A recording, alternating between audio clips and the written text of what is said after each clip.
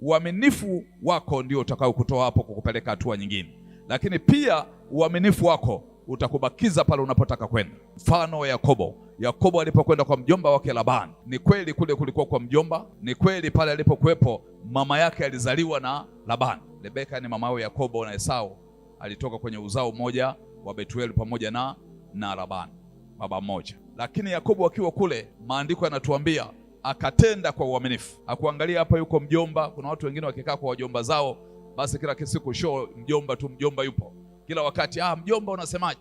Mjomba hapa nifanye, mjomba nisifanye, mjomba naingia kwenye changamoto. Lakini Yakobo akatenda kwa uaminifu, akatumia muda wake miaka 20, na Biblia inasema Bwana akamfanikisha kwa mifugo, Bwana akamfanikisha kwa wake wawili Lea na Raheli, Bwana akamfanikisha kwa wajakazi wawili wa Lea na Raheli, lakini akaondoka na watoto taifa zima la Israeli. Jina la Bwana limidiwe sana. Kwa tunapotenda kwa uaminifu bila kuangalia hali zetu, sababu wengine wanatembeaga na visingizio vingi kweli kwenye maisha.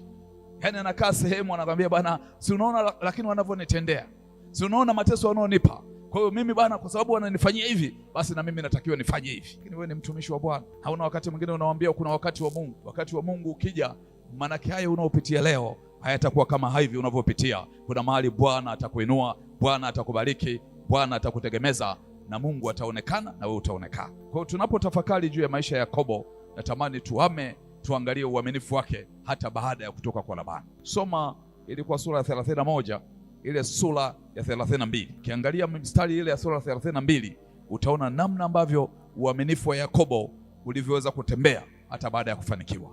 Angalia namna unavyoweza kutembea na Mungu baada ya kufanikiwa. Watu wengi wakishafanikiwa pia huwa tabia, mienendo, desturi, imani ni changamoto sana. Leo watu wengi wako hapa kanisani kwa sababu kuna mahali wamefanikiwa. Unapokuwa na afya njema, ni rahisi sana kumwacha Mungu aliyekujalia afya njema. Unapomaliza masomo, halafu unadhani kwamba hapo ulipofika ndio mwisho, lakini wakati fulani usipokuwa na Mungu sawasawa, baada ya kufanikiwa, watu wengine wengi sana leo wameingia kwenye tabia ambayo sio ya kwako. Kuna familia leo zinapita kwenye changamoto baada ya kujenga nyumba, baada ya kukaa mahali pazuri. Baadaye baba akaanza kuona kwamba haya mafanikio ni ya kwake yeye binafsi tu. Mama akaanza kuona haya mafanikio ni ya kwake yeye binafsi tu. Watoto wakaanza kudharau watoto wa baba mkubwa na baba mdogo. Kwa nini? Kwa sababu wanakaa kwenye nyumba ya familia. Tunapokaa kwenye mafanikio, ni rahisi sana kuangalia mafanikio kuliko kumwangalia Mungu aliye hai. Sasa ukisoma ile sura ya 32 hiki kitabu cha Mwanzo, utaona Biblia inasema Yakobo akashika njia yake na malaika wa Mungu akakutana naye Yakobo alipowaona akasema, hili ni jeshi la Mungu. Akapaita mahali pale Mahanaim. Basi Yakobo akapeleka wajumbe mbele yake kwenda kwa Esau nduguye mpaka nchi ya Seiri, katika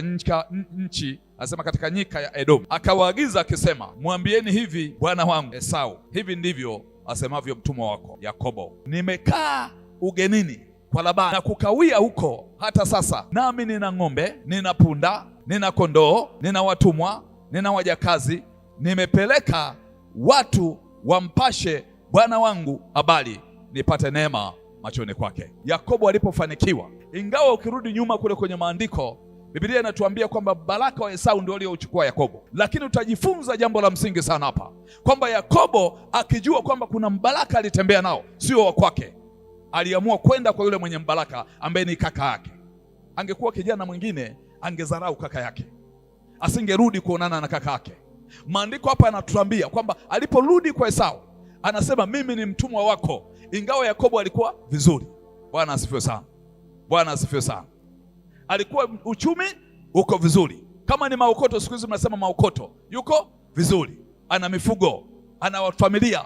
Kwa hiyo angeweza kwenda kukaa mahali pengine, lakini alikuwa anatafuta mapatano na ndugu yake. Bwana asifiwe.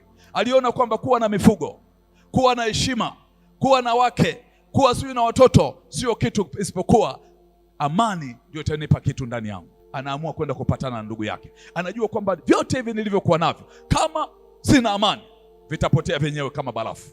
Bwana asifiwe sana.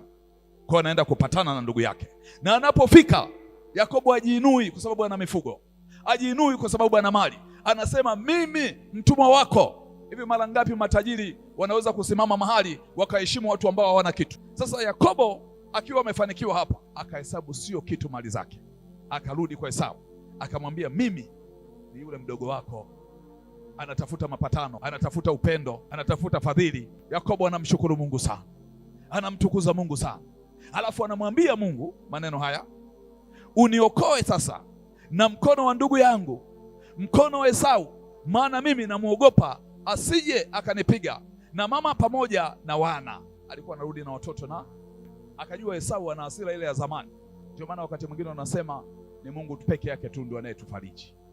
Haleluya! Ni Mungu peke yake ndio anayetutia nguvu. Sasa Esau hapa akiwa haelewi mpango wa Yakobo kwake. Yakobo anapeleka neema hii kwa Esau, anapeleka kitu kinaitwa zawadi. Na maandiko yanasema Yakobo akaomba kabla ya kukutana na Esau. Yakobo alipokuwa anamkaribia Esau, kwanza alimwomba Mungu. Amen. Lakini Mungu kwa sababu alimtakabali huko alikokwenda, maandiko yanatuambia hapa Yakobo kile alichokipata ambacho Mungu alimbariki kule akaja nacho kwa Esau kwa shukrani. Alafu alipokuwa anamkaribia Esau, nini Yakobo alisema? Yakobo akamwambia Esau juu ya kila kitu ambacho Mungu alimbariki. Jina la Bwana lihimidiwe sana. Akijua kwamba Mungu kanipa hivi vitu, manake hivi vitu vinatoka kwa Mungu, kwa hiyo siwezi kuficha hata chochote, sababu ule mbaraka ambao mimi niliondoka nao nyumbani ndio huu ulionenemesha. Bwana asifiwe. Kwa hiyo Yakobo anapokuja kwa Esau, na Esau anatamani kujua hii familia hii uliyokuwa nayo ni nini.